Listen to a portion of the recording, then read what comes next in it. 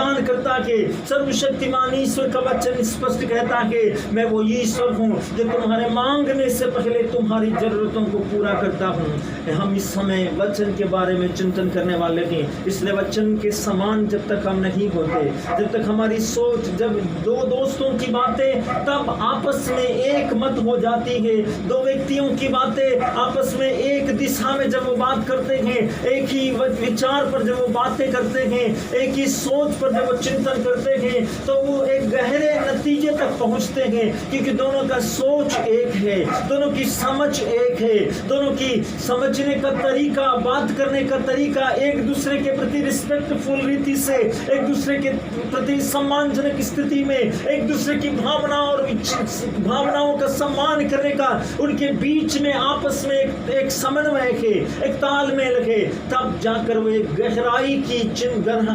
की बातों पर चिंतन करते हुए निष्कर्ष पर पहुंच जाते हैं। यदि आप और वचन एक साथ नहीं है, यदि आप और वचन कुछ देर के लिए है, यदि आप और वचन कुछ घंटों के लिए है, यदि आप और वचन कुछ मिनटों के लिए है, यदि आप और वचन कुछ समय के लिए है, केवल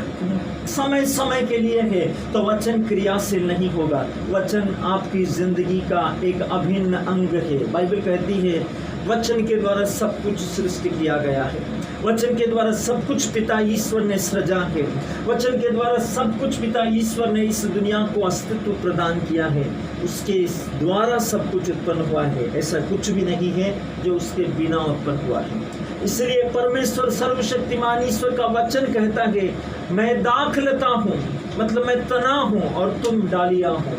मैं दाखलता हूँ, मैं तना हूँ और तुम डालिया हो, और दाखलता में रहे बिना डालियाँ स्वयं नहीं फल सकती। मुझसे अलग होकर तुम कुछ भी नहीं कर सकते, मुझसे अलग होकर तुम कुछ भी नहीं कर सकते। इस सर्वशक्तिमान परमेश्वर सर्वोच्च प्रभु की बातें हैं, और परमेश्वर चाहता है कि हम उसकी बातों पर चिंतन करें, उसकी बातों पर मनन करें, उसकी बातों पर विश्वास करें, उसकी बातों पर अपने आत्मा और हृदय से, सच्चाई से विश्वास करते हुए उसके वचनों को अपना जीवन में स्वीकार करें। आइए हम वचन में चलें। पहला थिस्सलुनीकियों का नाम संत पौलुस का पत्र अध्याय 4 वचन संख्या 3 में प्रभु का वचन कहता है, अध्याय 4 वचन 3 पहला थिस्सलुनीके प्रभु वचन कहता है ईश्वर की इच्छा यह